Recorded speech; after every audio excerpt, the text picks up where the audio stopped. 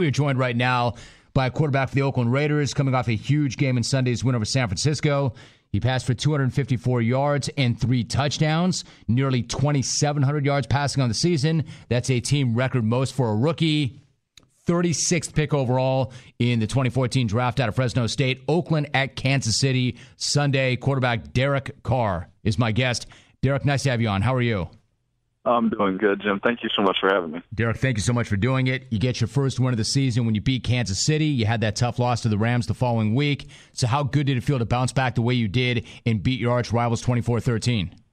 Oh, it was so nice. It was a true blessing, man. We keep fighting, we keep working hard, and obviously it hasn't gone our way many times this year. But the few times that it has have been big games for us, a divisional game and then, crosstown Bay Area rivalry. And, to come back off a tough loss against the Rams and play the way we did as a team, it just said a lot about our character and about, our team and, how we believe in each other. It does. Derek Carr joining us. So after that rough game against St. Louis, Derek, what was the mood like in practice last week leading up to the Niners games, and what was said?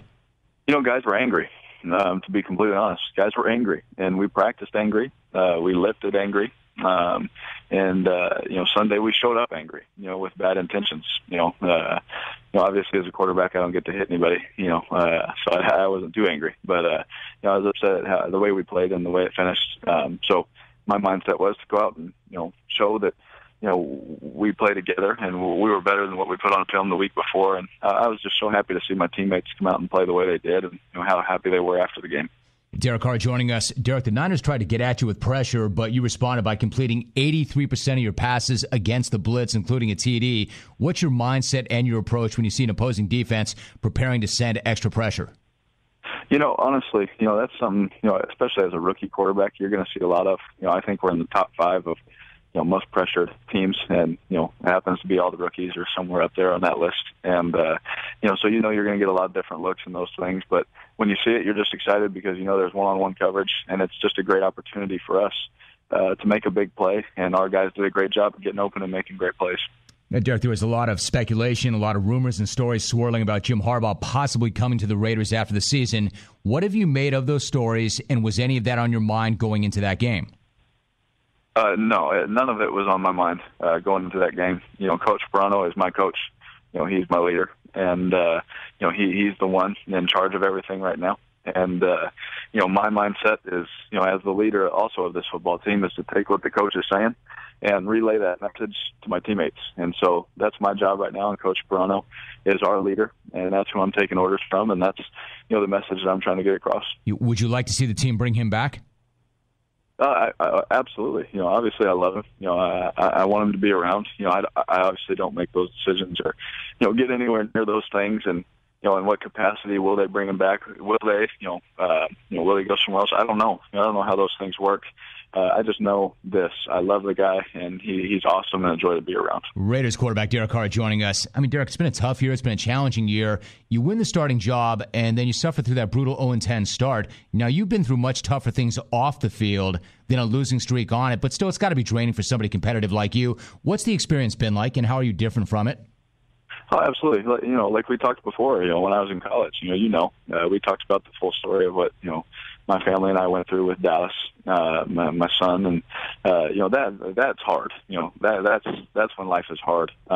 This is a game, and it's not any way, shape, or form does not define who I am as a person. And, I know that, who I am is completely different than Derek Carr, the quarterback. And so, with that said, losing is not easy. It's been a tough road. In a football sense. But we just had to stay the course because we knew we were building this a certain way. Obviously, we want to win now. That's how everybody is. But we know that we're building this thing the right way and we're heading in the right direction.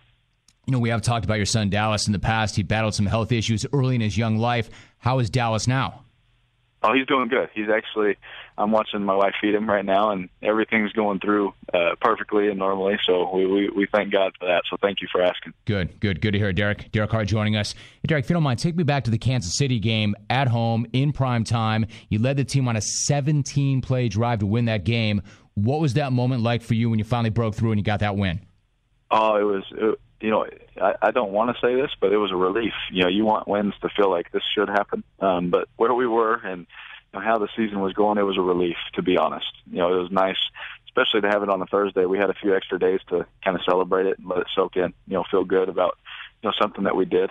But when James caught that touchdown and then, in that last ball, on fourth down, we stopped him. It was just such a relief that, all the hard work had finally paid off for a win. Yes, the thing is, it was a relief and there was a lot of hard work that went into it. But the fact is, in 5 of your losses, you were within a touchdown of winning it. So did you always think that you were going to break through, or was there a part of you thinking, man, this might not happen this year? The whole time, like all those games, like you're saying, we thought we were going to win those games. We were shocked that we didn't. And, of course, on the outside looking in, we keep losing and losing and losing. And, people would say, these guys are awful and this and that. But we don't feel that way. We feel like we're a good football team. Obviously, our record is what we are. That is our record. That's who we are right now. But, as a team, we feel that we can compete and play with anybody. So those close games like you're talking about, we thought we were going to win them the whole time. There really is no job like quarterback in the NFL. It's an awesome, awesome responsibility for anybody. So you're a rookie, and you go into a locker room. It's got some vets like Charles Woodson, Justin Tuck, guys who have seen and done everything in that league. But as I mentioned, you are a rookie, and you are the quarterback, and you are expected to lead from the front. So how have you gone about approaching that? Yeah, and the first thing I did also, as I approached Charles, I approached Justin, and I said, hey, man, I need your help. I told Charles, the first day I met him, I said, hey, man, I want to be just like you. Push me, teach me, criticize me, whatever you have to do. Tell me what I need to do so I can get better and help myself, help us go in the right direction. And he has been so phenomenal. And I think that's why, when I lead or say something, he obviously allows it to happen and all those things, because as the leader of the team, I'm supposed to, do those things and get on guys and, encourage guys, all that. And he allows those things to go on because he watches and he sees what I do right. He sees how I do something wrong, and he lets me know. And, he's been instrumental in my, helping me lead and all those things. What about Justin Tuck? Has he been as good as well? What are the types of things he tells you? Oh, absolutely. Me and Tuck have me and Tuck are more, we have really, I can't say heart to heart because he's a defensive end and he'd hate me for saying that. But, we have some good conversations about, life, about things going on our team and all those things. And he's someone that I can just bounce ideas off of, ask questions, and he's there to just say, hey, this is what I've seen, in the past, what works and all those things. And, he's really been good for me to encourage me. He's been there to say, hey, man, like after the last game, he said, you're getting better, Rook. And for him to say that meant a lot because, he's a quiet kind of guy, but he's always, there to help me, almost like a big brother. I remember when I got drafted, David had played with Tuck, and he told him and Booth, he said, hey, take care of my guy now. And, that he's done everything that he can. Hey, Derek, one more thing. One more guy who's got your back, MC Hammer. He tweeted at you recently, you're only at the starting line of a marathon career. You've never seen the course, and yet you're running hard. Keep running, D, end quote. Did you see that? Because it's not the first time that he's hit you with some encouragement on Twitter, and what's it mean to hear it from him? Oh, absolutely. And I've been in communication with him, obviously, through Twitter. And, that is awesome. At first I thought it was a joke. I was like, this can't really be him, the first time when I got drafted. But we go back and forth. We've done it a couple of times now, and it's awesome. I guess I got to start learning, some of the dance moves so I can do it in the end zone one time for him. Derek, I was going to say, you're only 23. Do you know the dude's background? Do you know what he's about? Do you know his music? How do you connect with him? Absolutely, just because of my brothers. Obviously, they listen to it, and I grew up listening to it. So, it's awesome. You are too legit to quit, Derek. Good to have you back. Thank you very much for the visit. Always good to have you on the show, Derek. Tim, thank you so much. God bless, man. You too, man. Derek Carr. You had a problem with Derek, you had a problem with yourself. How do you not pull for him? Extremely bright future and way too legit to quit. He's got Hammer tweeting at him. He's got Charles Woodson in his ear. Tuck has his back. They've won 2 of their last 3. Extremely impressive drive to beat Kansas City. Laid that beat down on the Niners.